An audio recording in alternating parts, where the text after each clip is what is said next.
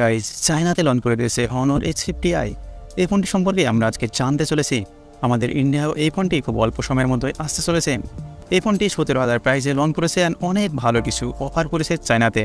আমাদের ইন্ডিয়া যদি 17,000 প্রাইসে লঞ্চ করে আর এইরকম স্পেস নিয়ে আসে তাহলে তো মার্কেট কাঁপিয়ে দেবে। ডিজাইনটা আপনারা দেখতেই পাচ্ছেন, ডিজাইন এখানে বক্সি ডিজাইন পেয়ে যাচ্ছেন। ফোনটির হাইলাইটের কথা যদি আমরা বলি তাহলে এখানে মিডিয়াটেক ডিমনেসটি 6020 প্রসেসর পেয়ে যাচ্ছেন। রিয়েল ক্যামেরা থাকছে 100+2, ফ্রন্ট ক্যামেরা থাকছে 8 মেগাপিক্সেল, 45 এমএএচের ব্যাটারি, 6.7 ইঞ্চের ডিসপ্লে থাকছে।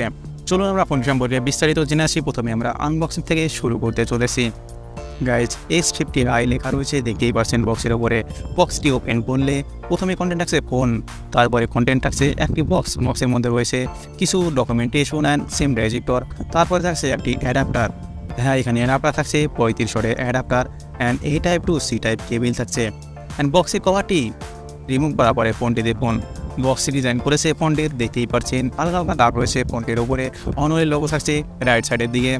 ব্যাক সাইডে দুটি ক্যামেরা থাকছে, ক্যামেরা মডেল হালকা বাম্পি থাকছে। ক্যামেরা মডেলের পাশেই ট্রিপল LED ফ্ল্যাশ লাইট থাকছে। ফোনটির রাইট সাইডে দেখতেই পাচ্ছেন, রাইট সাইডে থাকছে power button and volume up down button. And বড়োই থাকছে speaker C type port and primary microphone. টপে থাকছে secondary noise calculation and fire blaster. Left সাইডে থাকছে সিম স্লট। যাই হোক, থিকনেস অনেক পাতলাই পেয়ে যাচ্ছেন 7.4 mm অ্যান্ড ওয়েট থাকছে 175 গ্রাম, যা অনেক লাইট ওয়েট। যা ফোনটির ডিজাইন অনেক ভালো লেগেছে, ডিজাইন অনেক বেটার ডিজাইন এখানে ইউজ করেছে যা বক্সি ডিজাইন। যদি আমরা ডিসপ্লের কথা বলি, এখানে IPS LCD ডিসপ্লে থাকছে। অবশ্যই এখানে AMOLED প্যানেল ইউজ করার দরকার ছিল 17,000 প্রাইজে। হ্যাঁ, তবে 14 থেকে 15,000 প্রাইজে যদি আমাদের ইন্ডিয়া লঞ্চ করে তাহলে ঠিকঠাক রয়েছে।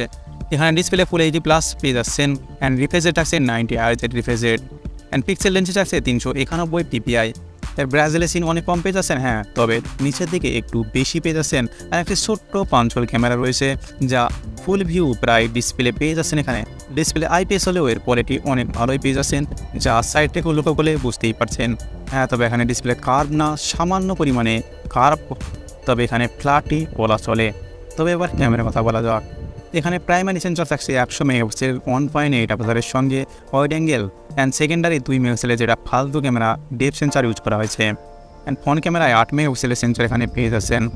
এই ক্যামেরাতে তোলা কিছু স্যাম্পল আপনারা দেখতেই পাচ্ছেন, যা মোটামুটি বলা যায় একটু ডিটেলসের অভাবই আছে সেরকমই মনে হচ্ছে।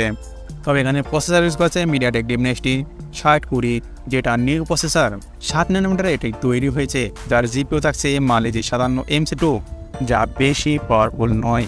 অবশ্যই 14 থেকে 15,000 প্রাইসে বলে ঠিকঠাক হয়।